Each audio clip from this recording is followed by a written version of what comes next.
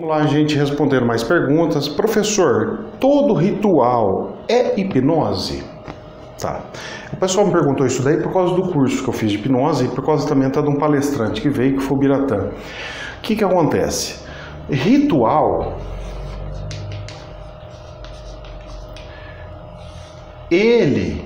o ritual, vamos dizer, o ritual que seja visível, o ritual sonoro e o ritual olfativo, ele é uma hipnose, tá? Ele é uma hipnose, ele é algo que faz com que a gente acredite naquilo. Porque o que acontece? A hipnose é mais ou menos o seguinte, deixa eu explicar bem genérico para vocês, é assim.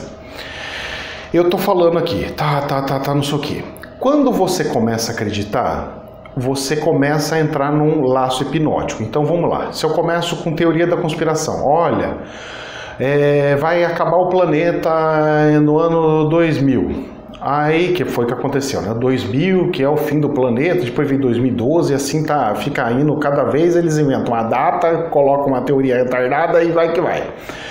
Aí eles pegam e falam assim, olha, 2000 vai acabar o planeta, beleza. Aí você, tranquilo ali. Aí vamos dizer que você acredita no que eu falo e você está imaginando. Então vamos lá, eu vou sugerindo para você imaginar. Então vamos lá, que é uma ritualística, tá? Agora imagina que estamos chegando próximo de 2000 e nesse 2000 vai chegar um cometa e o que acontece? O nosso cérebro, ele é programado para a gente tentar imaginar uma situação. Porque eu estou contando uma historinha e a gente faz isso desde quando é criancinha. Quando os pais pegam e ficam contando historinha para os filhos, o que está acontecendo? É uma ritualística. Você pegar e sentar lá na cama do seu filho e toda noite fazer seja uma oração, você contar uma historinha para ele, é uma ritualística. E é você fazer isso e ele dormir. Nossa, lindo, maravilhoso. O dia que você não faz isso, ele não consegue dormir de jeito nenhum. Por quê? Porque ele acostumou, professor. Não é que acostumou, tem um nome técnico. Esse nome técnico se chama hipnose. Porque o cérebro é isso que faz, o cérebro se acostuma. Por isso que acontece o quê?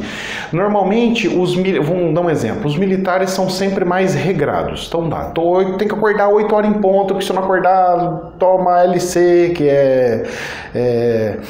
são aquelas coisas como se fosse puxar a orelha, né? Que são anotações.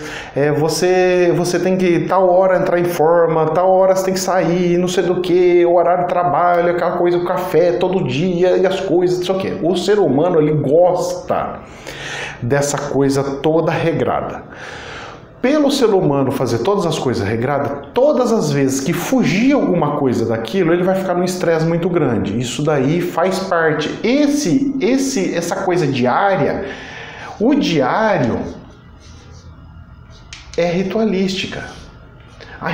O ritual, ele não precisa ser acender uma vela e aquela vela explodir, acender fogo, não sei do que. Não.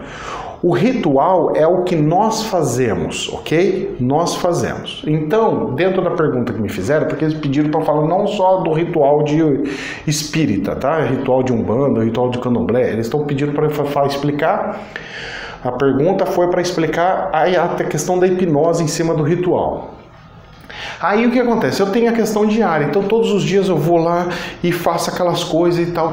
Vira um costume, certo? Quando vira um costume, você não sente mais, vamos falar assim, o médico chegou para você e falou assim, você tem que fazer para emagrecer, você tem que diminuir a quantidade de comida que você tem que fazer. Se você faz uma vez, você consegue. Faz a segunda, você fala, ai, não aguento, eu não quero.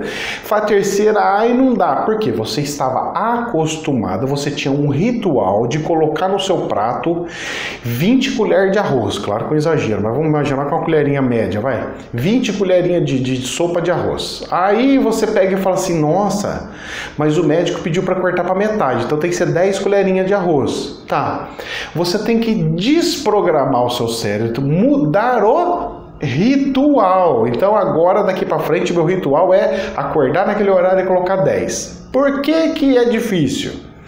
Porque a ritualística, ela está relacionada diretamente com programação cerebral.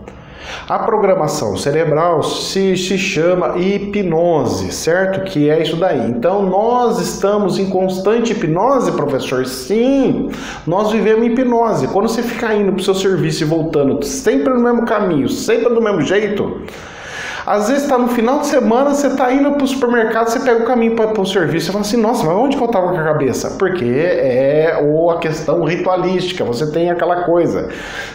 Principalmente se você sair para fazer as compras no mesmo horário que você ia para trabalhar, certo?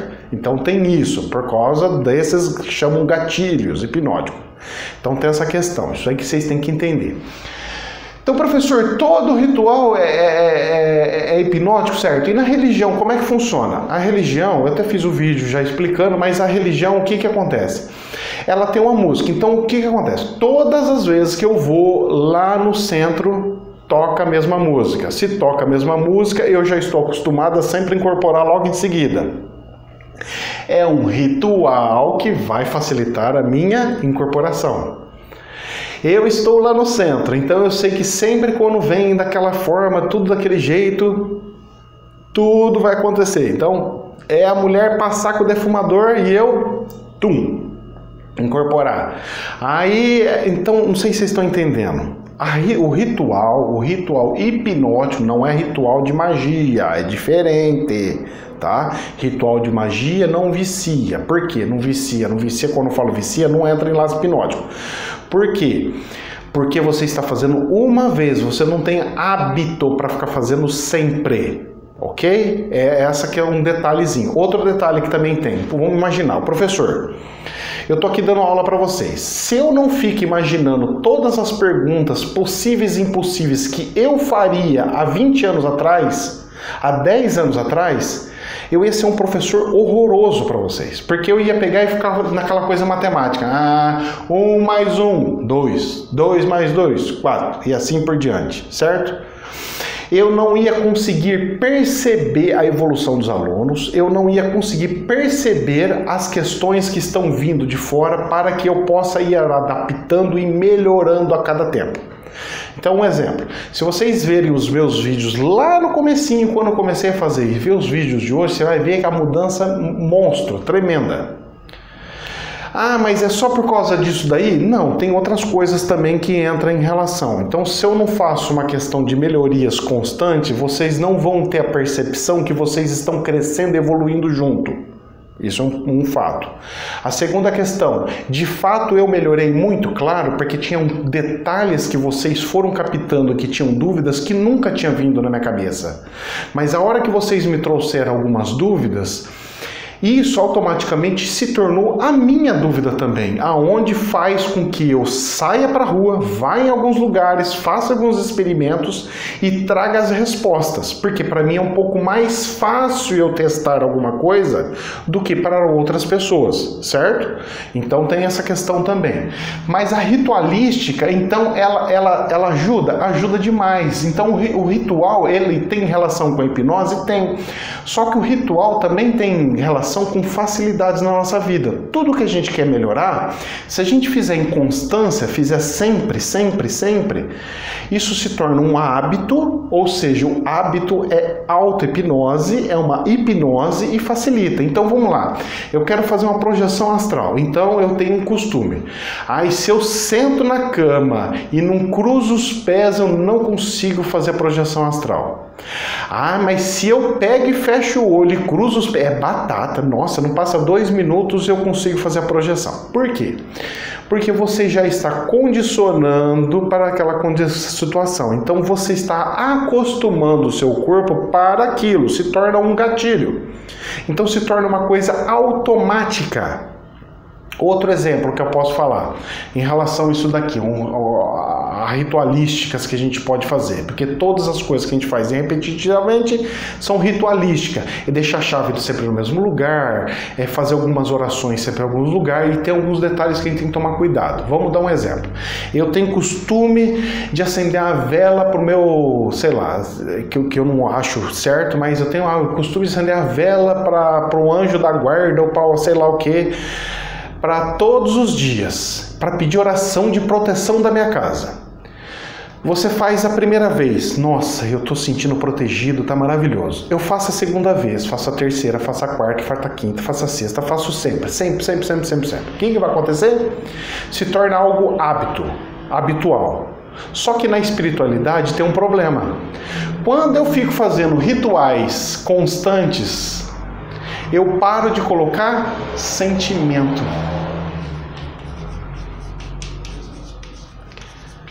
E se eu não coloco sentimento, o que acontece? Não gera potência. E se não gera potência, o que acontece? Eu não tenho. Então, se eu acender a vela para pedir uma proteção e já estou naquela coisa automática de fazer por fazer, eu não vou ter proteção. Mas, Ricardo, eu falei, eu profetizei para os anjos, devem ter escutado.